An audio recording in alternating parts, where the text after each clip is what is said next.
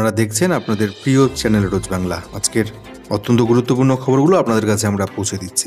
রাজ্যের সমস্ত দলিল হচ্ছে ডিজিটাল, জানালো নবান্ন। এক ক্লিকেই পেয়ে যাবেন সমস্ত পুরনো জমির দলিলের সমস্ত তথ্য। এবার নবম থেকে দ্বাদশ শ্রেণীর শিক্ষক নিয়োগেও আসছে টেট পরীক্ষা, জানালো কেন্দ্রীয় সরকার। এ নিয়ে 6 বার তলব অরবিন্দ কেজরিওয়ালকে, গ্রেপ্তারির আশঙ্কা প্রবল। অপরদিকে কৃষকদের ওপর ড্রোন দিয়ে হামলা, জোরদার কৃষক আন্দোলন।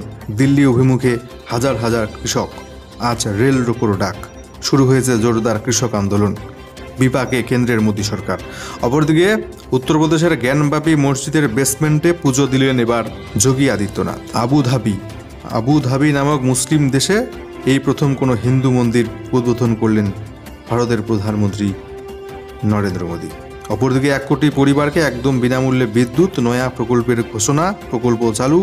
লোকসভা ভোটের আগে প্রধানমন্ত্রী নরেন্দ্র মোদী। জুড়ে থাকুন শেষ পর্যন্ত প্রিয় চ্যানেল রোজ বাংলার পর্দায়। আবুধাবির প্রথম হিন্দু মন্দির উদ্বোধন করলেন ভারতের প্রধানমন্ত্রী নরেন্দ্র মোদী। অপেক্ষার অবসান, বুধবার সকাল 8টা থেকে আবুধাবির প্রথম হিন্দু মন্দিরের উদ্বোধনী অনুষ্ঠান হলো শুরু। মুসলিম দেশের প্রথম হিন্দু মন্দির উদ্বোধন করলেন ভারতের প্রধানমন্ত্রী নরেন্দ্র মোদী।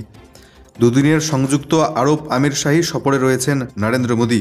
মঙ্গলবার ওই দেশের প্রেসিডেন্ট মোহাম্মদ বিন জায়েদ আল নওয়ানের সঙ্গে বৈঠক ছিল নরেন্দ্র মোদীর।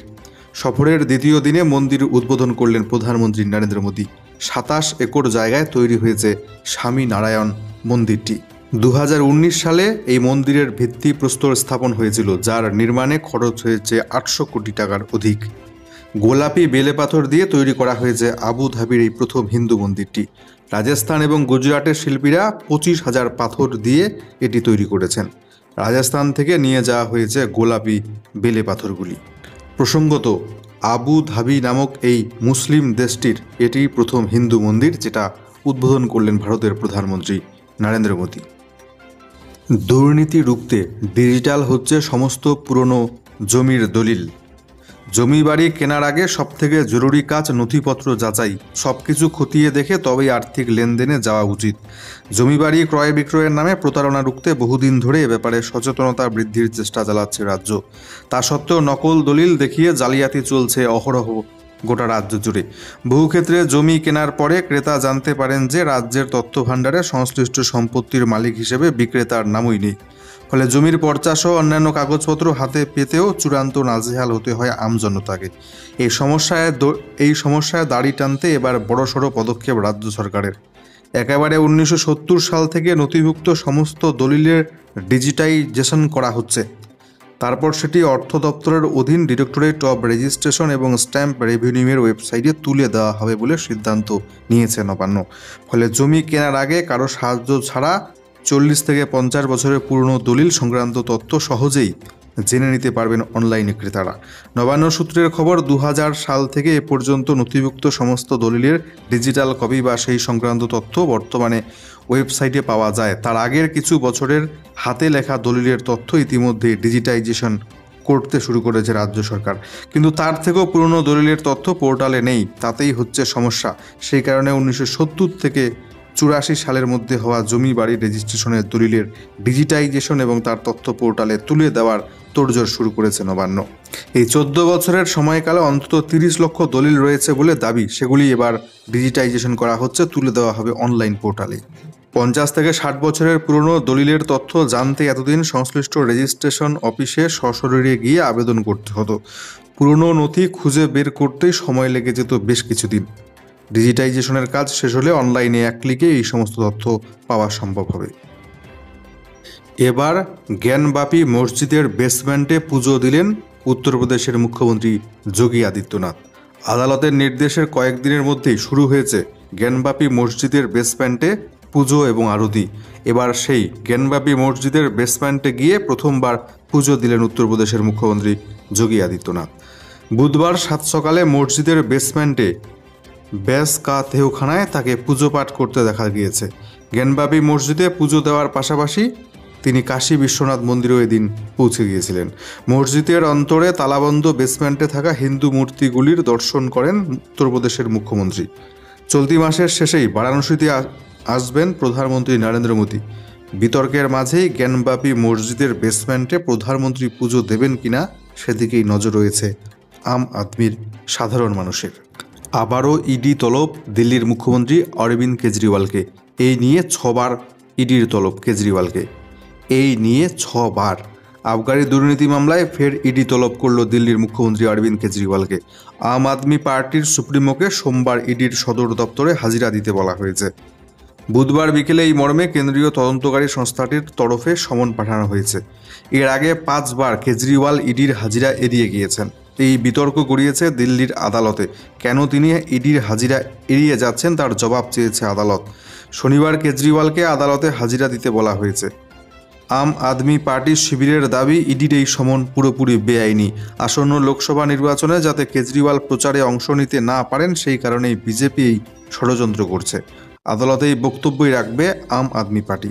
অভিযোগ, লোকসভা নির্বাচনের আগে বেছে বেছে বিরোধী শিবিরের নেতা নেত্রীদের শুধু তলব করছে এনফোর্সমেন্ট ডিরেক্টরেট এবং সিবিআই।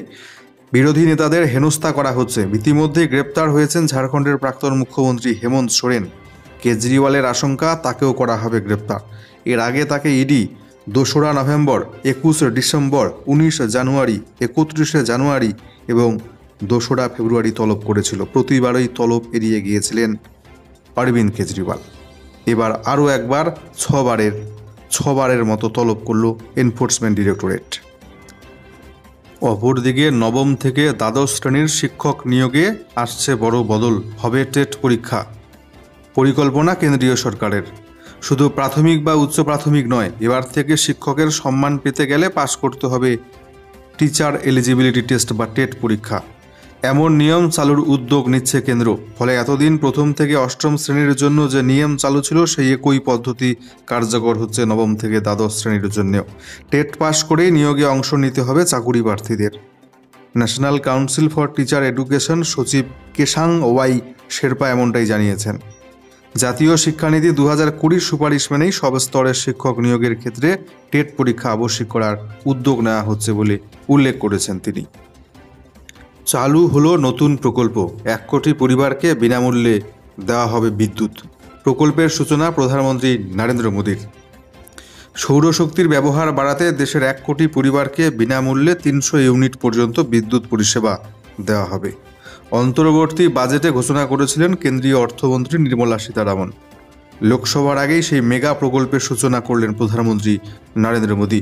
মঙ্গলবার প্রকল্পের সূচনা করে প্রধানমন্ত্রী বলেন, সৌরশক্তির ব্যবহার সুসংহত বিকাশের লক্ষ্যে সবাইকে এগিয়ে আসতে হবে, বিশেষ করে যুব সমাজকে।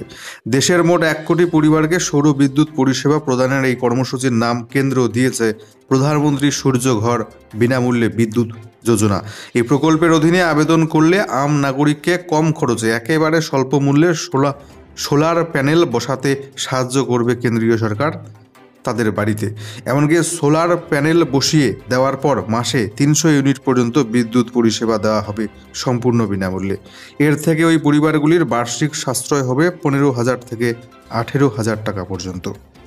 এই প্রকল্পে মোট খরচ হবে 75,000 কোটি টাকা কেন্দ্রীয় সরকারের।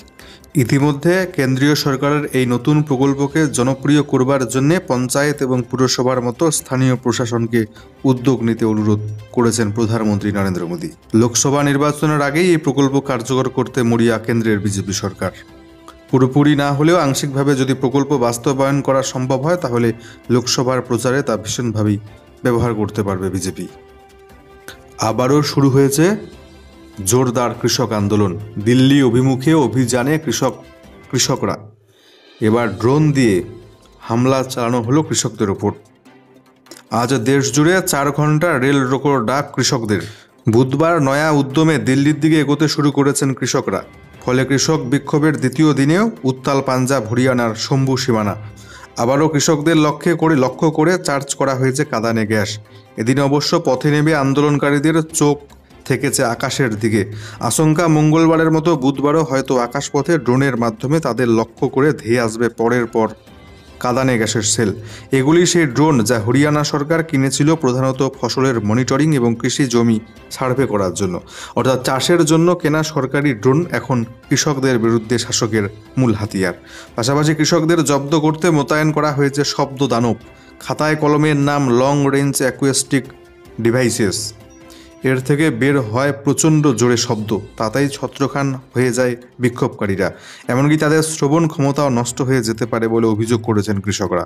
2.5 দশক আগে মার্কিন সেনার জন্য তৈরি হয়েছিল এই LRAD। 2013 সালে বিক্ষোভ ধর্ণা মোকাবিলায় এই অস্ত্র কেনে দিল্লি পুলিশ। সূত্রের খবর, তাদের হাতে 5টি সনিক ওয়েপন রয়েছে, প্রতিটির দাম 30 লক্ষ টাকার মতো। সেটি আনা হচ্ছে এবার সীমানায় কৃষকদের মোকাবিলা করবার জন্যে। তবে দিল্লি পুলিশের তরফ থেকে ওড়ানো ড্রোনগুলিকে জব্দ করতে এদিন নতুন পদ্ধতি আবিষ্কার করে কৃষকরা। ঘুড়ি উড়িয়েছেন কৃষক ভাইরা।